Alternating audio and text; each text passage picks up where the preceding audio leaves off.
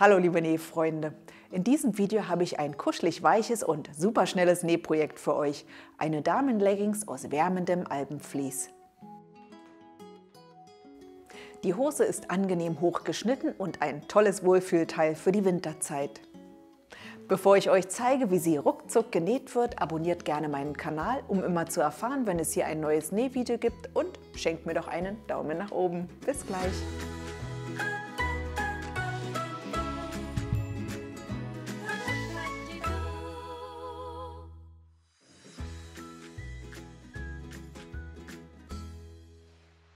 Das Schnittmuster für die Damenleggings in vielen Größen bekommt ihr auf unserer Webseite unter diesem Link.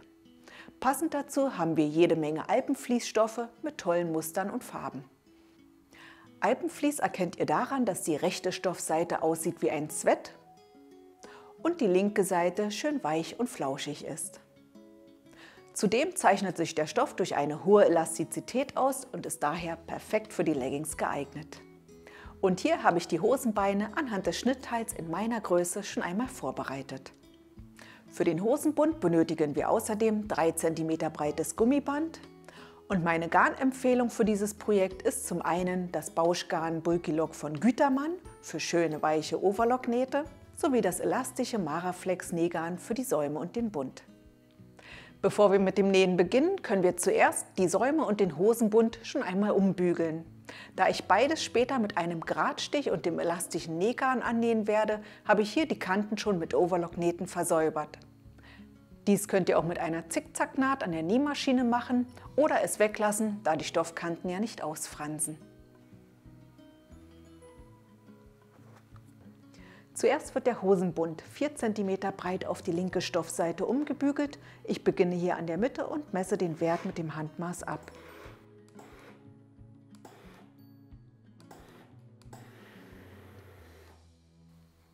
Wenn die komplette Kante gebügelt ist, fixiere ich das Ganze mit ein paar Nadeln.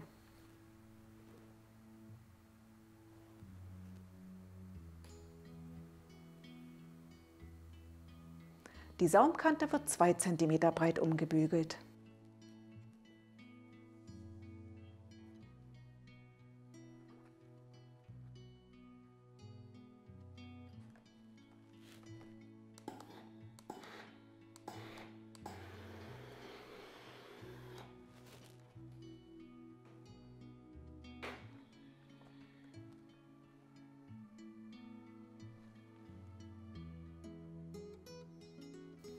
Beide Hosenbeine sind gebügelt, sodass wir uns jetzt aufs Nähen konzentrieren können. Zuerst werden die Beine jeweils rechts auf rechts gefaltet. Wundert euch nicht, dass die Rundungen hier sehr unterschiedlich sind. Hier kommt der Po hinein und hier ist die vordere Mitte. Die Innenbeinlängen sind jedoch gleich lang und werden jetzt mit Klammern zusammengesteckt.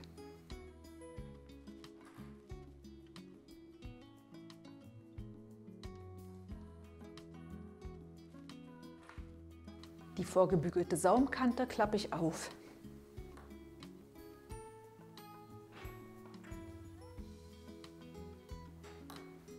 Diese Strecken nähe ich jetzt mit meiner Overlock-Maschine zusammen. Wenn ihr stattdessen eine Nähmaschine verwendet, schaut euch gerne mein Nähvideo zur Kinderpumphose an. Hier zeige ich euch Naht- und Nähmaschineneinstellungen und gebe zudem weitere Tipps zum Nähen von Jersey mit der Nähmaschine. Bei der Overlock-Maschine habe ich an allen Stellen das Bauschgarn eingefädelt. Bei dem sehr dicken und dehnbaren Material Alpenvlies kann es hilfreich sein, den Nähfußdruck etwas zu verringern und das Differential etwas zu erhöhen.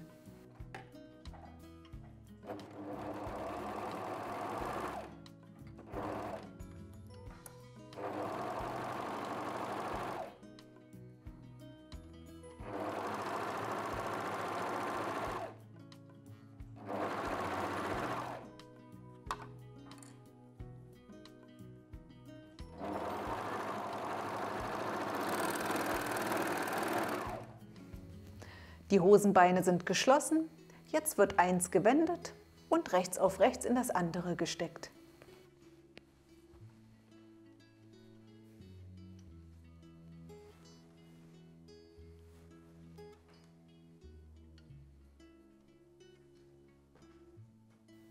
Die Schrittkanten fixieren wir jetzt wieder mit Klammern. Hier treffen die Innenbeinnähte aufeinander. Ich lege die Nahtzugaben in unterschiedliche Richtungen.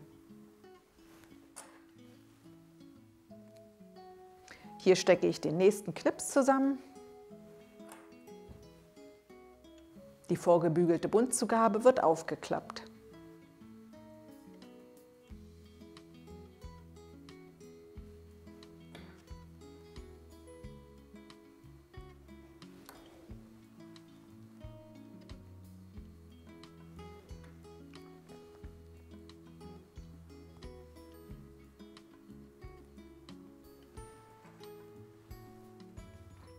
Wenn die komplette Strecke gesteckt ist, nähen wir sie mit der Overlockmaschine zusammen.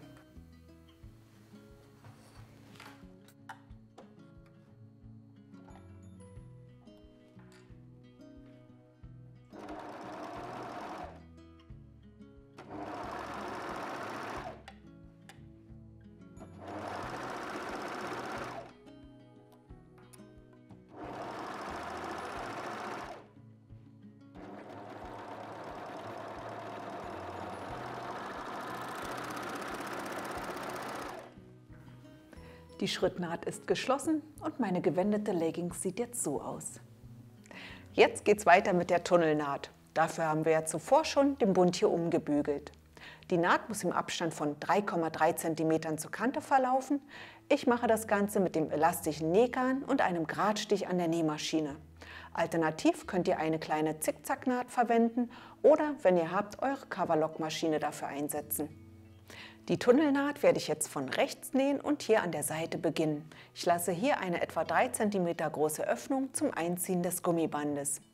Ich habe die Nadeln vom Vorbügeln auf die rechte Stoffseite versetzt und damit die Nähte an der vorderen und hinteren Mitte nicht verrutschen, diese aneinander gesteckt.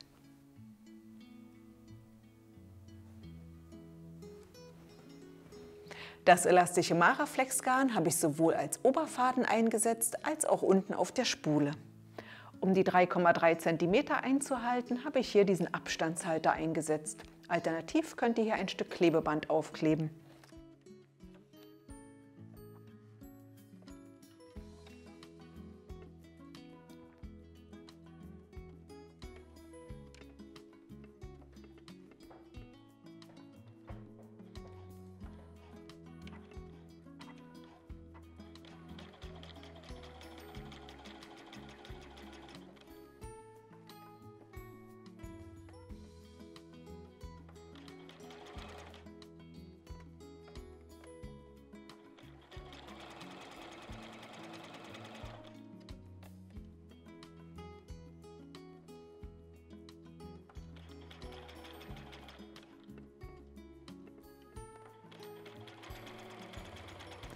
Denkt jetzt daran, die Öffnung für das Gummiband zu lassen.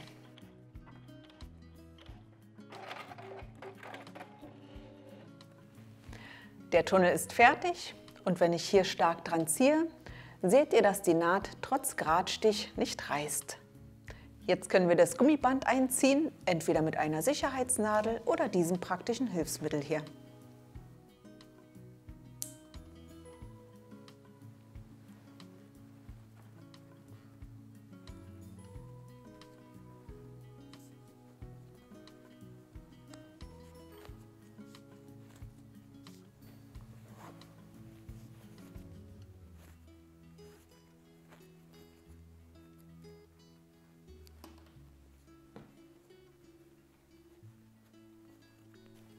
Wenn das Band komplett eingefädelt ist, stecke ich die Enden mit einer Sicherheitsnadel zusammen und kann nun eine Anprobe durchführen, um die korrekte Länge zu ermitteln.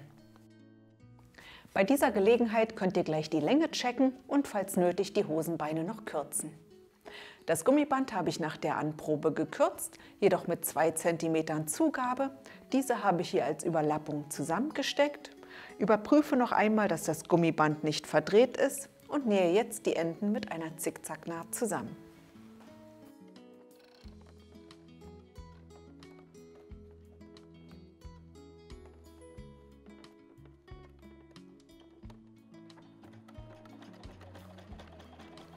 Ich nähe einmal vor und zurück, damit die Naht gut hält.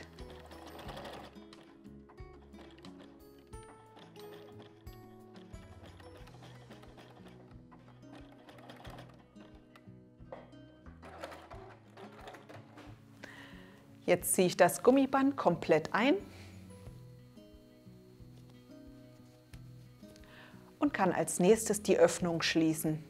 Ich achte noch einmal darauf, dass das Gummiband schön gleichmäßig verteilt ist, weil ich es außerdem an der vorderen und hinteren Mitte jeweils im Nahtschatten fixieren möchte, damit es sich später nicht verdrehen kann.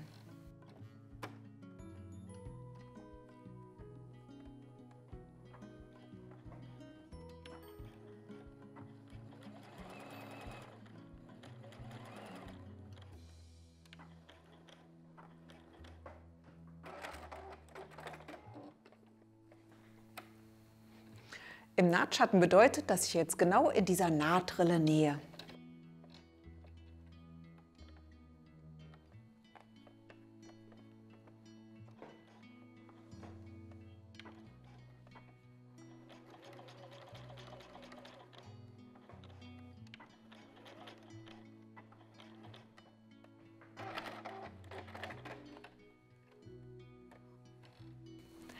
Damit ist der Gummibund fertig und es fehlen nur noch die Hosensäume.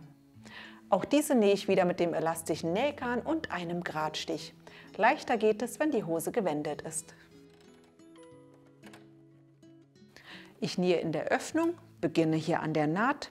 Der Abstand zur Kante beträgt 1,5 cm.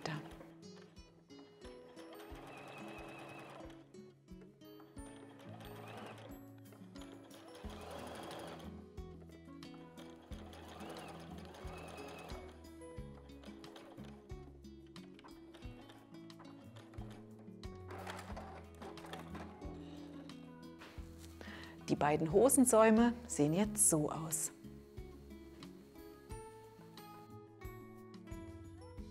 Und fertig ist meine gemütliche Kuschelleggings. Hier trage ich unser Sweatshirt Cleo in Wickeloptik dazu. Wir haben aber auch noch andere Schnittmuster, die ihr wunderbar zur Leggings kombinieren könnt. Zum Beispiel unser Lagenshirt Laila oder unser Hoodie Nova mit V-Ausschnitt. Alle Videoanleitungen dazu findet ihr natürlich hier auf dem Kanal. Verratet mir doch gerne in den Kommentaren, welches der 3 Outfits euch am besten gefallen hat. Und ansonsten wünsche ich euch natürlich viel Spaß beim Nähen. Ich freue mich über eure Daumen und sage Tschüss bis zum nächsten Nähvideo.